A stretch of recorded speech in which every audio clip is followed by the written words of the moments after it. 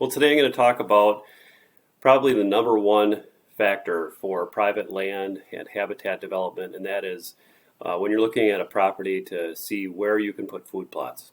And this isn't so much about food plot design as it is when I'm looking at a property, some of the key characteristics I'm looking for the ability to install successful food plots.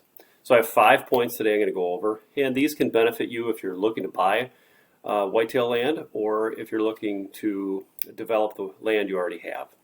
So the first, number one thing is open ground. So I have here is a client parcel that I put together a habitat plan for this past spring. And this total property is about 35 acres. A good portion of that is here in marsh. But I'm going to zoom in and talk about what we have here. So this is his home. And he has probably, I'd say, about 8 acres of timber, a little bit of edge habitat in here. But this area here, and there's a lot going on with this habitat plan, but this all is or was existing open ground. So it was, I believe, in agricultural production, a small field, but open ground nonetheless. And having that ability to walk in with a clear plate and just say we can do whatever we want with this ground without having to do any sort of clearing was just awesome. So as there was other cover here, and this was part of a bigger movement of cover, we're trying to gather up those deer and send them into this area and draw them to this attraction. So that open ground to install food plots immediately is critical. If you can't have that, though, that doesn't mean we have to give up, though I'd say it's a huge thing to have. The next thing, though, is to look at the potential for open ground. And the number one thing with that is slope. And I'm going to pull up another drawing here and talk about this. This is Onyx, and it's my property.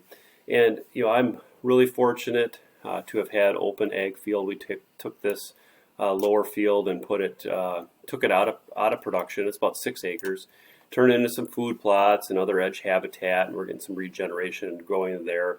But in the opposite end of the property here, and there's this big hill in between, about 225, 250 feet in elevation change. But up top we have a flat area. And if you look in Onyx with their 3D model now, it's nice because you can visualize that grade. But even before, looking at these topo lines is what I was keying in on. And when the lines space out, that means you have a flatter slope, a lower slope. And up here, this was years ago, a field probably 25, 30 years ago, but it had been let go and was thickening up. But we decided we wanted to put a food plot in this area, and it was light clearing, very easy to get done, just some brush mowers and a little bit of chainsaw work, and we had it done. If it's more heavily timbered, then I'll use this area down here, for example. Let's say we didn't have this open field, but in here in the bottom of this valley, it's flatter ground, and we actually have some bedding areas in here, which works out great for our plan. But if we had to, that could have been a potential area for clearing that could be done, and perhaps in conjunction with a timber harvest to exchange that clearing work for some of the timber value. So there's another way to go about it, but if you have a heavily timbered parcel that has a lot of slope to it and there's really no flat areas, you're really in a tough spot to consider for food plots. So that's number two. If you can't have open ground, you look at those slopes and see what you have and the amount of work it would be to clear. Next up is soils, and I have here the soil map, and there's a lot of different resources out there through your county or even the government websites that have soil maps. And these, what they do, and you can look up each soil type, this is painting with a real broad brush. So it gives you an idea of the type of soils you might incur, whether they're sandy, rocky, whether they have the different composition of them. And if you are unsure of what's able to grow there, obviously if it's open agricultural land, you're off to a good start. But if it is currently not in production or it's timber, it gives you a good idea what's there without having to do boots on the ground research if you're just looking from afar or maybe at a property listing. What I will say though is getting to the property, seeing that soil, and sometimes things can fool you, especially when it comes to rocky or wet soils. So, it may be very difficult to work that soil, and particularly if it's wet. It can fool you if you have reed canary grass or a dry year. You may be looking at ground that you think you can turn into a food plot that you just can't. And while there's different things you can do, be it drain tile or other measures, it's added work to try and get to that end product of a food plot. So that's the third point, soils. What are you dealing with? And a lot of those other things, whether it be pH, the amount of organic matter, and all these other things, you can work on that over time. And that is manageable throughout the course of time as you develop your soil and develop your food plots. The fourth thing I want to go over, and I'll flip back to my client example in Google Earth, is this layout. So where is that open ground or ground you're going to open up? As I mentioned before, this is part of a really good overall movement of cover. There's a lot of great brushy edge habitat in this neighbor parcel who is not a hunter, and that was something we were trying to draw on by having these corridor movements that pull here. And also even within this timber, all of that we're trying to get to this food plot. So this food plot is the attraction we're trying to get them to. And that layout was just perfect.